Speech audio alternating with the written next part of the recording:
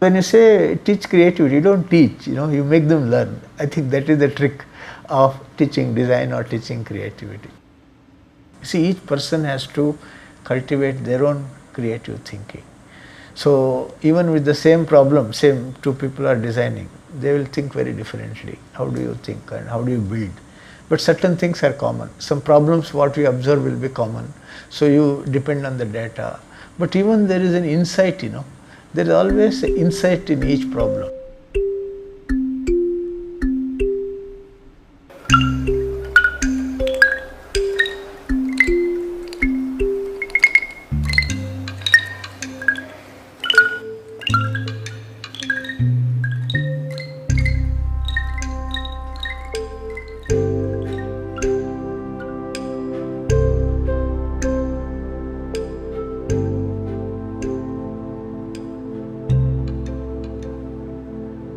I come from a small town, I was very much interested to draw things, and one of my uncles noticed, "Acha, draw kar raha hai uska." Then I thought somehow I should learn cartooning, because there was one famous cartoonist who used to draw in Telugu these things, Bapu.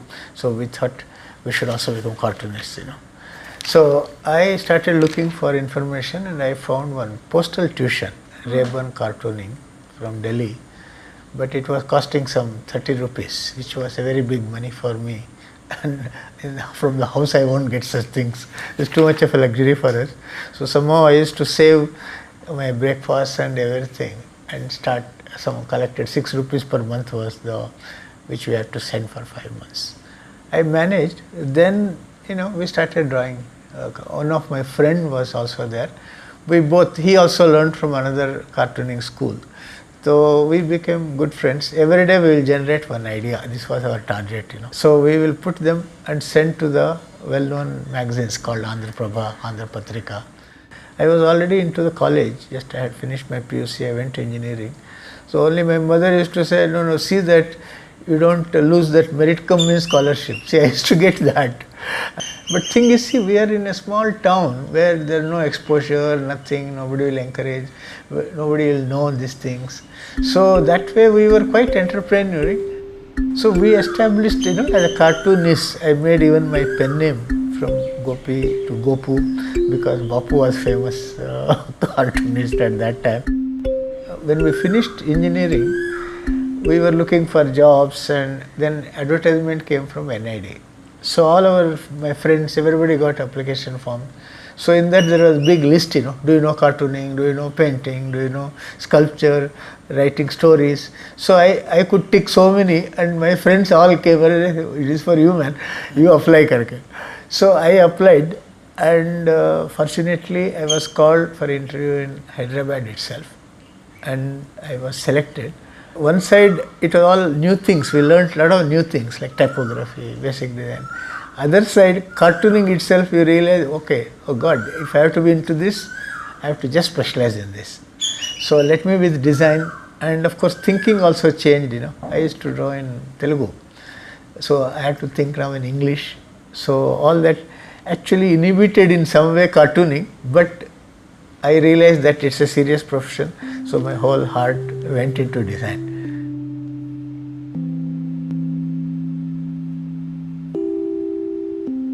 When we finished, it was 3.5 years. So Professor Nadkarni had come from Ulm, joined us as a faculty.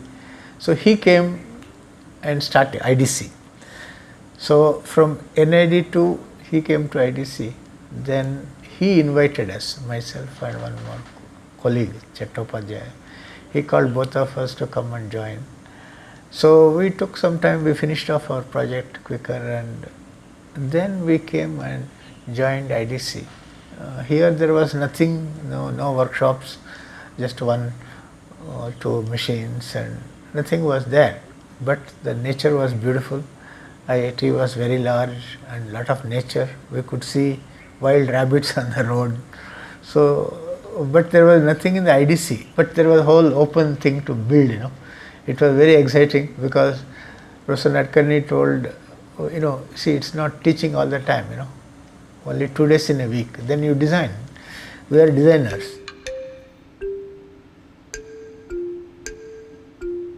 IDC started as a small department, but it had a very large framework of thinking from the beginning. We were very, somewhere I would call it a romantic design in the beginning years. We wanted to change the whole country, world. So we took a lot of projects from the rural areas and all that. So a lot of things were designed.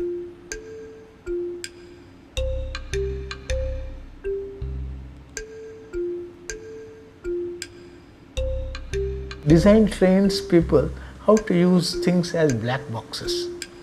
In fact, that is how when we talk about electronic voting machine or any other thing, we understand as a blocks.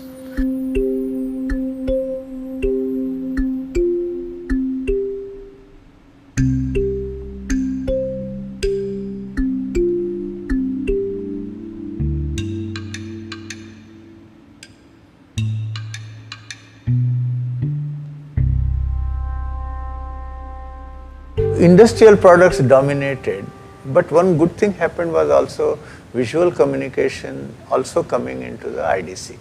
So moment other branches started, in visual communication, these elements come much more stronger, a social dimension, a cultural dimension. Actually, IIT I found to great advantage. It has a great advantage staying with so many disciplines, because what happens even at NID, all people are only design background people.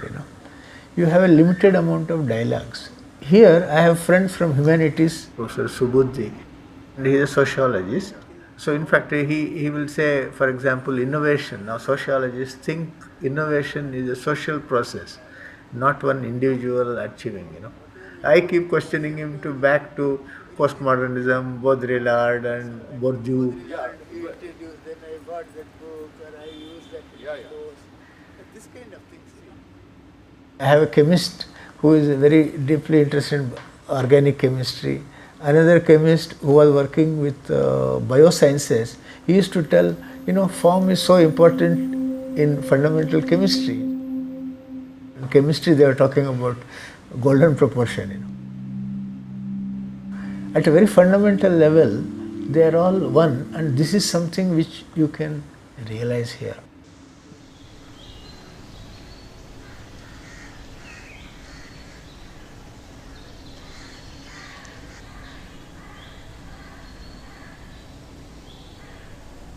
One of my chemist friend, Professor Deb, who is a Bhatnagar Award winner, he was telling, it's so important for our molecules, three-dimensional geometry. We never teach for our students. So, whereas we introduce three-dimensional geometry to the students, now in our new BDES program and all that, these inputs will go into undergraduate level. So, in fact, I think IDC is going to make the whole engineering education richer.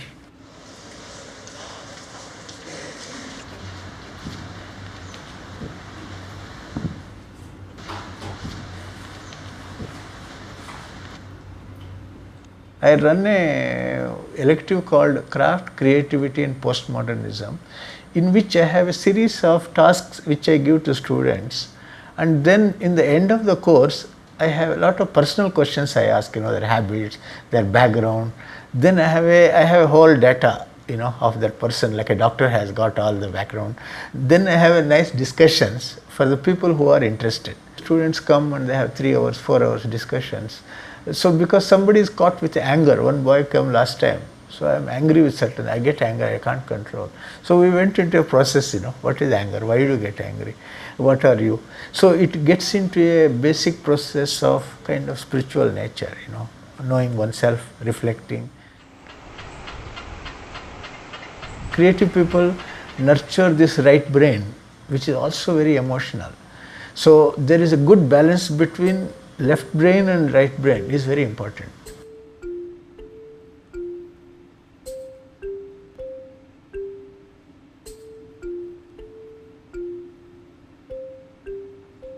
I gave a simple exercise. Look at a square and a flower in a square.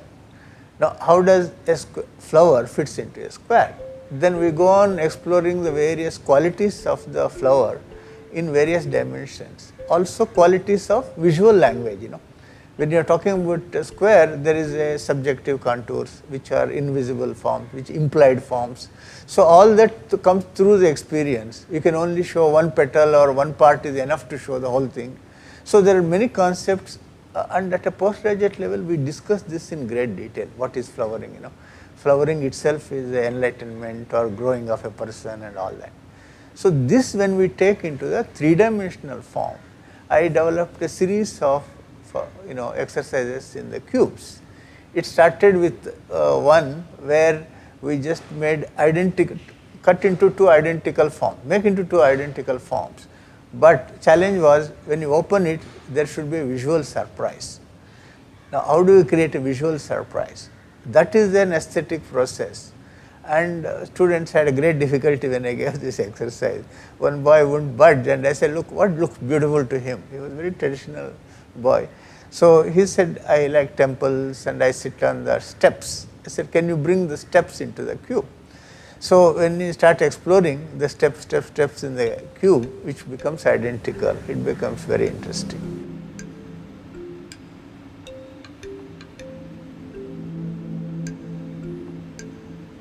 See, metamorphosis is a concept, how a form changes. We are normally used to in an industrial context, a gradual change, which we have been, as a form transitions, we have been teaching.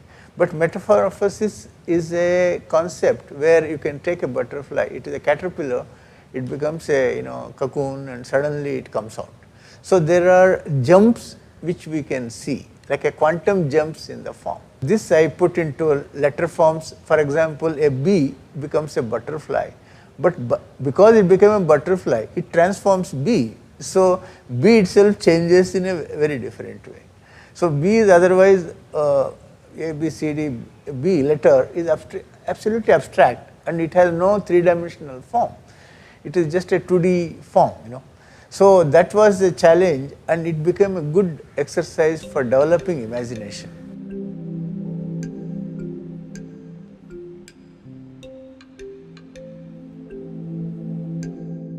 See, these are the forms which came out of a basic design exercise, which I developed when I came back from US. I was charged with many ideas. One of them was Wittgenstein's idea of family of forms. What is a family? He talks a lot about family. Whereas in design, we use family of products in a way that, for example, the set of refrigerators are there. There is a smaller, bigger, a boilers are there, a smaller boiler, bigger boiler. So engineers have a concept of just scaling up, smaller to bigger.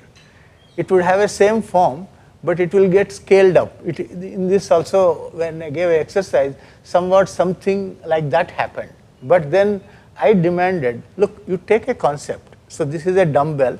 So another concept was peanut. Now if I take a peanut, see, the peanut can have a papa peanut, mama peanut, kid peanut, daughter peanut. So how does the form change? So the peanut has a essential form, threeness, and that becomes an essential form of that family. Family resemblance is very interesting because the look is not exactly same, but just maybe a smile is same, or a nose is same in everybody. We immediately recognize, oh, this person belongs to that family, Some features just get distinguished and they remain same. So this concept I took up and asked students to create turn forms as a basis. They are learning also turning and forms in turning. So take any entity and see a kind of essence of form, which will remain, but in a family it can change different forms. So can this concept go into products or somewhere will be a later our thinking.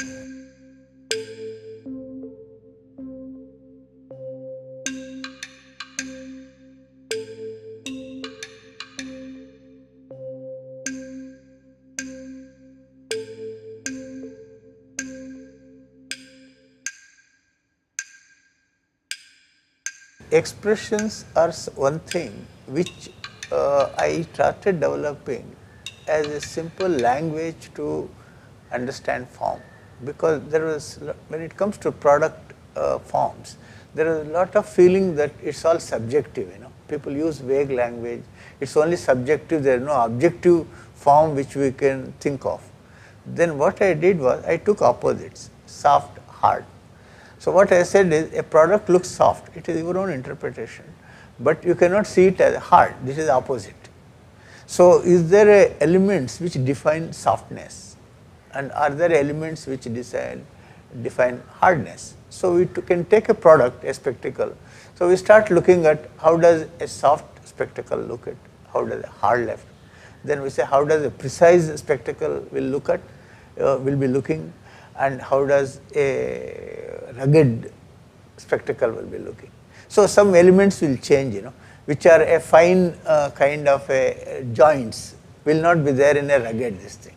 The same will express like in a rugged natural forms, maybe in the tire, in a tree.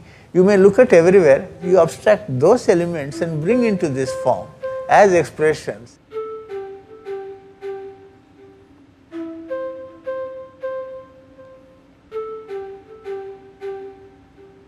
There was a competition from Sony that we want advanced telephone concepts. This was way back in 91, where all these new telephones were not there. They said technology is no problem, but we want a new concepts. So where do you go for new concepts? So 1 week they were working and they could not, they are all similar to the existing concept. Then I put a constraint arbitrary, let us take letter forms. We have a wealth of forms in our languages, so many languages. So take any letter form and convert into a telephone.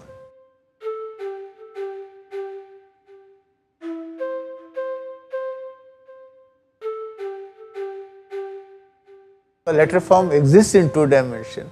How does it become 3 dimensional? So it can become into any way, So this they converted into telephones, and one of them, a Tamil letter O, he converted, which became a part of it became to wear as a ornament rather than as a headphone. So this became attractive. When he submitted the design, so he got a Sony award.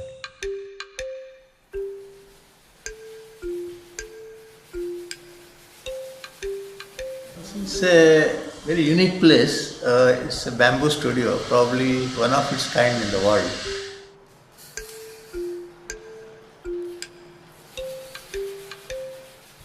Behind this is an inspiration which started in 70s. I went to Ranchi and we saw some tribal people and one tribal shop. One small piece was being sold. This was a beautiful basket with a tetrahedral shape. We were japped when we saw that, this can be as modern and at the same time made by a tribal person who is considered uneducated. And it's a most advanced form. I see the tetrahedral form with radius. We have not seen such advanced form. Then if you see, this was used for a sieve, but it was only costing ₹1.60. This really mesmerized me. This you can say the starting point into the bamboo entry. So now I see it slowly grew into a interest. See, there are 3 interests if you look at bamboo. One is we have a great tradition, which unlike Western countries, we will be missing if we do not take care of it to how to sustain it. Second is there are something like 13.5 lakh people in the country who practice this and they are slowly leaving it. Somewhere it is not sustainable as a living. Third is bamboo. Bamboo is a eco-friendly material. It should be seen as a new material, not as a past material. Here is a design far superior where a certain order, maybe an implicate order behind thinking and what we call as evolution of design. It has evolved over a time into this, by trial and error into a beautiful design. Now, we need to look at design in a new way. Can we look at the implicate orders which are in the design? Because we have been only looking at mechanistic orders which have come from industrial revolutions. But social order, the order of the material, usage, and culture, this can give lot bigger inspiration to design. That will be the future of design.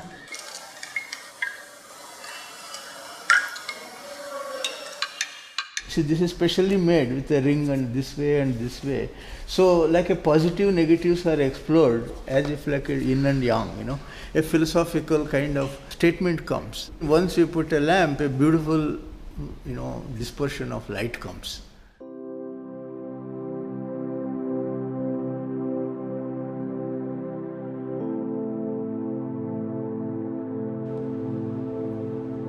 Here is a trade which can give you meaningful living and maybe happy living, plus an advanced design as inspiration, but can be fit into a modern context where they can also make enough money. This has not been happening today. I think this is one important question for design to address. That is what we have been addressing. Northeast 70% of people work and they have a lot of tradition. So we got a big project for developing tools. Then we went on making trips. I have traveled all over the Northeast, and every time I go, I collect one beautiful basket. Some of these black baskets, these are all picked up from the Naga houses where they make it and hang in the kitchen. So the soot which forms becomes a protective coating. So bamboo has been a traditional basketry and things, products which are used, and they are highly developed in the weave forms. So that's what interested us. And weave forms have not been explored as industrial forms because West never had bamboo craft. So they don't have even bamboo. So these forms itself now can become a new inspiration for industrial forms because it gives us strength. I think it is not just modern, it will go into postmodern design, because modern design is based on the industrial revolution. Now postmodern is discovering all the problems of modernization, you know, centralization, the union problem, trade problems, unhappiness of the worker. Now postmodernism is looking at happy working. Is it possible? You know, creative work, is it possible? Now this craft can produce a postmodern structure where a designer can work with a small group, give them a number of designs. This is another postmodern feature, you know, I can produce a number of designs. My feeling is design has changed in a very way. Interestingly, designer used to be thinking that I am the designer, you know, I will give. This was the one context earlier. Great designers, Eames will do. But slowly people discovered you are a part of the team. You are a part of the whole team. You are not the designer, dictate everything, you know. So all fields are getting connected in this of design, you know, fundamentals. So as a designer now, you need not think only as a product designer, but you would have your specialty. At the same time, when you go outside, look, you have to understand culture, you have to understand anthropology, because they are all getting encoded into this form. Looking holistically and integrated way, design, that is a must. Now I am seeing it what David Bohm called as implicate order, which will go as a very fundamental thing. Everything manifests, information manifests into the material, products. So it carries on social orders, so on and so forth. So many things get into that. This makes design very rich in terms of profession. It can go into the levels of filmmaking or something like that, where the filmmakers talk about you know, their philosophies, they bring their thought processes into the film, which we were not looking at product that way. See, we were only thinking that, okay, material is there, a demand is there, consumer survey karo, so you design that, it should be easy to produce and all that. But there are much richer, deeper dimensions of products. We need to look at how people relate. You know, so there are some films where you see, you know, person relates to the vehicle as a spirit or in a spirited living thing. So for us, each product becomes in some sense a living thing. In fact, David Bohm brings like that. There is a life even in the material things. So we cannot say there is no life, and each product takes its own life.